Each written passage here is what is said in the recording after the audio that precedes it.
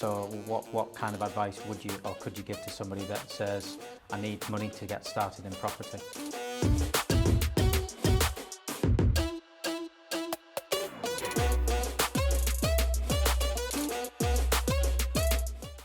Financing, some people often kind of, some of the doubters and the haters that often say you can't buy property with no money. You've clearly proven that strategy wrong many times. So what kind of advice would you or could you give to somebody that says, I need money to get started in property? Do you know what? I get it. Like people watch videos of me and they see these things of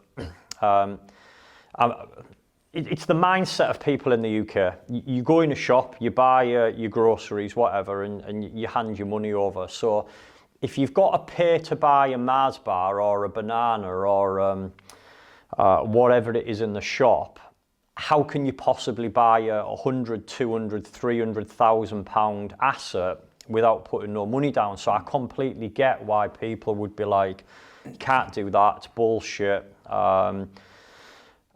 But you can. There's so many ways in property. You can do so many creative things. So bridging finance is something that I've learned how to use very effectively.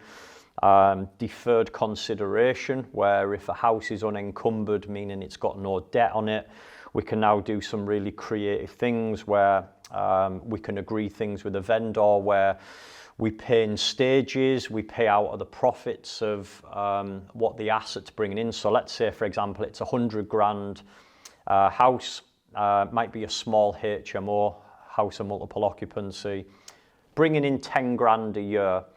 And out of them 10 grand profits, we can actually pay for the asset out of that. So it's all about structuring a contract and having the right team around you to be able to do that.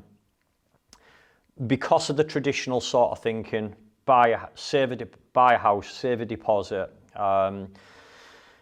use a sort of a high street solicitor, wait for the property to go in value. It's just very traditional thinking where there's so many creative things you can do around contracts. And if you've got a commercial solicitor, then there's a number of things you can do, like deal sourcing, you can do deferred consideration, you can do assisted sales.